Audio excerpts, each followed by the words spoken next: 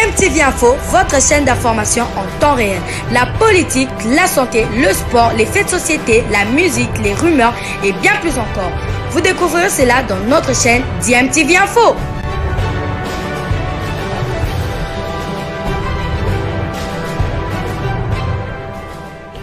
Vous êtes sur DMTV, bonjour ou bonsoir, tout dépend de l'heure à laquelle vous nous suivez. Tout plaisir est pour nous de vous retrouver, mais surtout de savoir que vous êtes nombreux en train de suivre votre chaîne YouTube DMTV. DMTV qui vous propose l'actualité, vous propose également des analyses et des réflexions sur des sujets d'actualité, sur des faits sociaux, tout simplement sur des réalités que nous observons ici chez nous en République démocratique du Congo.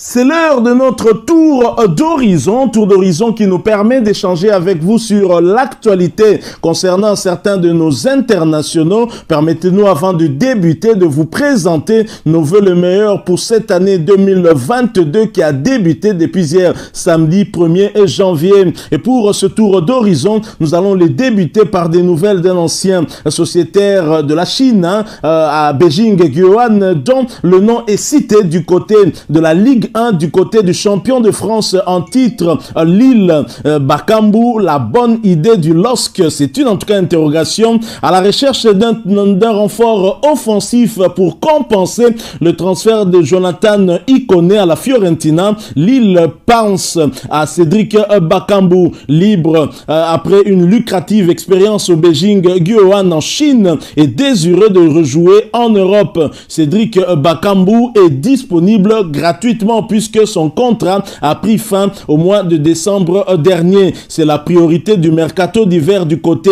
de Lille. Après avoir vendu son milieu offensif Jonathan Ikone pour 15 millions d'euros, bonus inclus, au club italien de la Fiorentina, le champion de France en titre recherche désormais une recrue qui permettra de compenser le départ du tricolore. Compte tenu des échéances qu'on a, je ne vois pas comment on peut ne pas le remplacer. On a tellement d'échéances importantes, d'affiches qui vont être excitantes, qu'on doit rester compétitif, rappelait récemment l'entraîneur nordiste Jocelyn Gourvenec dans un entretien qu'il avait accordé à l'AFP, en faisant notamment référence au 8e de finale de la Ligue des Champions contre Chelsea. Bakambu qui ressort d'un exil doré en Chine, et dans ce cadre, l'équipe, le média français mentionne hier samedi 1er janvier 2022 une piste intéressante qui se trouverait actuellement en réflexion au LOSC, celle menant à l'international congolais Cédric Bakambu, le joueur de 30 ans qui avait été formé du côté de Sochaux mais qui s'est révélé avec le club turc de Bursaspor. L'ancien international U20 tricolore s'était surtout fait un nom pendant 2 ans et demi du côté de l'Espagne dans le club de Villarreal où il a planté 45 buts en 105 matchs à la fois en Liga et en Europa League, avant d'effectuer un choix financier en optant pour la Chine et le Beijing Guoan, qui n'avait pas hésité à débourser 72 millions d'euros, taxes incluses, pour s'offrir l'international congolais en janvier 2018. La Liga sur le coup également, bien évidemment, il n'y a pas que le club français qui est intéressé. Bien sûr, Cédric Bakambu, 53 buts en 87 matchs et un transfert avorté au FC Barcelone. Plus tard, le natif d'Ivry-sur-Seine se retrouve libre de tout contrat et aspire à un retour en Europe.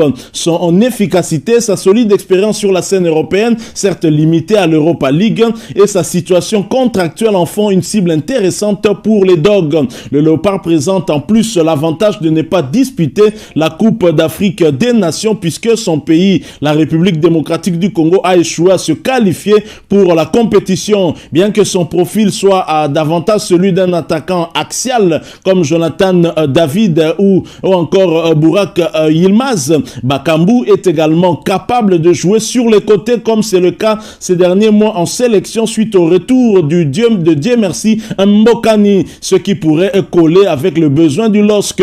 L'attaquant s'avérerait en tout cas nettement moins coûteux qu'un Ludovic Blas, également ciblé et très performant avec Nantes, mais évalué évalué à 20 millions d'euros par ses dirigeants est moins risqué que celui d'un Kang In Lee, un joueur de Majorque qui manque de référence en plus haut niveau, de quoi donner du crédit à la piste menant aux Congolais. Mais attention, car les Lillois risquent de ne pas être les seuls. Le buteur ayant conservé une très belle cote en Liga, bien sûr, parce que il y a certains clubs en Liga qui seraient aussi intéressants. On parle de son ancien club Villarreal. On a même cité aussi les deux clubs de Séville, Séville FC, aussi Betis Séville et bien d'autres encore qui seraient intéressés aussi à recruter l'international congolais. Alors la question que nous nous posons et que nous vous posons également, vous sportifs congolais qui nous suivez à cet instant et qui aimait Cédric Bakambu et qui aimerait bien voir Cédric Bakambu retourner en Europe pour retrouver en tout cas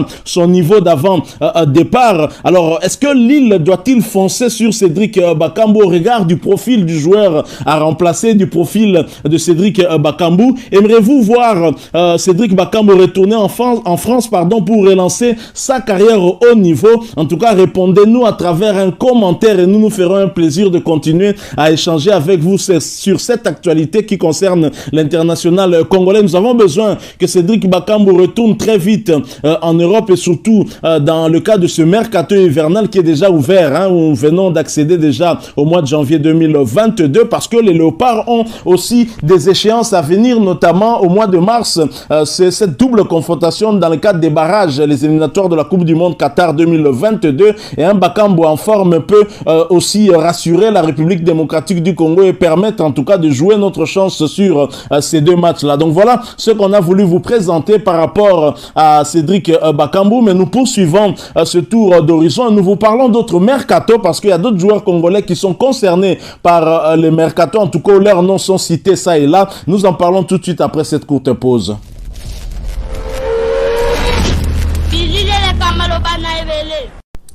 D'un international congolais à un autre, nous allons cette fois du côté du Portugal pour parler du demi-dieu congolais Chancel Mbemba qui se trouve être encore une fois dans le viseur d'un club turc désireux de renforcer sa défense afin de pallier la blessure d'Edgar Lé. Trabzonspor, actuel leader au championnat turc de première division, aurait coché le nom de Chancel Mbemba pour un transfert dès cet hiver, et cela d'après le média Diario Desportivo. Selon Photomac, l'actuel leader du championnat turc aurait même déjà entamé des négociations avec le football club Porto. À noter que le contrat du défenseur congolais avec les Dragons expire dans 6 mois. Il faut dire qu'en 2019 déjà, Trabzonspor était derrière Chancel Mbemba à Mangoulou et Chancel Mbemba qui aurait pu, on parlait déjà d'un départ de l'international congolais qui aurait pu rebondir du côté de Trabzonspor en Turquie. La presse turque avait déjà annoncé l'intérêt du club pour le défenseur international congolais, mais il n'avait pas encore fait une offre concrète à Porto, club portugais, le club qui avait été encore sous contrat avec l'ancien joueur d'Anderlecht qui en ce moment-là n'avait joué que 8 matchs cette saison, toute compétition confondue. Alors maintenant que Chancel sera libre dans 6 mois et donc il sera gratuit, il pourrait signer dans le club de son choix. Si Porto ne lui propose pas de nouveau contrat, ils vont essayer de le vendre pour récupérer un peu d'argent. C'est bien possible. Alors dans la situation actuelle du FC Porto, le FC Porto qui a des statistiques folles, le FC Porto qui en 2021 est la seule équipe invaincue dans les grands championnats européens. Le FC Porto, la seule équipe invaincue des 6 grands championnats européens en 2021, n'a pas été vaincu. Il n'a pas perdu depuis le 30 octobre 2020. Un record unique pour ceux qui sont actuellement premiers de la première division portugaise, la Liga NOS. Un nouveau record après la victoire face au Benfica 3-1. C'était le jeudi dernier, le 30 décembre, dans le cadre de la 16e journée du championnat portugais de première division. Le FC Porto est donc invaincu sur l'année civile 2021 en championnat. Les hommes de Sergio Conceição n'ont plus perdu en Liga à Portugal Buin depuis le 30 octobre 2020 et une défaite 3-2 face à Pacos Ferreira, une première depuis 10 ans. Grâce à leur victoire face au Benfica jeudi dernier 3-1, les Dragons ont repris la tête du classement portugais avec 44 points ex-aequo avec le Sporting est à 7 points devant l'autre club Lisboète. Cette saison, le FC Porto compte 14 victoires et 2 matchs nuls, un bilan parfaitement équivalent au Sporting. L'exploit réalisé par l'actuelle équipe du FC Porto au cours de cette année 2021 qui s'achève n'égale que 3 autres records déjà établis par le club dans le passé depuis la création du championnat national en 1935. Et tous ces événements se sont produits curieusement ou non pendant ou sous la présidence de l'actuel dirigeant Jorge Pinto da Costa. Il y a 10 ans, en 2011, c'était la dernière fois que le FC Porto avait terminé l'année civile sans défaite avec une demi-année sous André Villas-Boas et une demi-année sous Vitor Pereira. Il y a eu 29 matchs avec 25 victoires et 4 nuls. Avant cela, en 1995, le FC Porto de Bobby Robson avait disputé 35 matchs de championnat avec 31 victoires et 4 nuls. La première fois que le club de Porto a réussi une année civile sans défaite en championnat, c'était en 1986 sous la direction d'Arthur Jorge qui l'a amené au titre national et l'année suivante en 87 à la Coupe d'Europe des champions à Vienne. En 86, le FC Porto a disputé 30 matchs de championnat avec 22 victoires et 8 nuls. Avec le triomphe dans le derby, l'équipe de Conceição a 39 matchs pour le championnat. En 2021 a atteint 30 victoires et a eu 9 matchs nuls. Voilà donc, et ce, bien sûr, disputé avec le Léopard de la République. Bien évidemment, Chancel Mbemba a aussi contribué très largement à ce succès du FC Porto cette année. Et il faut rappeler aussi qu'il est depuis 2 ans un titulaire indiscutable et incontesté au sein de la charnière centrale du club portugais. Alors vont-ils le vendre en plein milieu de la saison alors que le FC Porto est leader invaincu en championnat? Ils ont terminé 3e en Ligue des champions de l'UEFA et ont été reversés en Europa League dans une poule très relevée où il y avait une équipe comme Liverpool, l'Atlético Madrid ou encore le Milan AC. Donc voilà, Chancel Mbemba, ce ne sera pas trop sûr que le Porto veuille se séparer d'avec lui.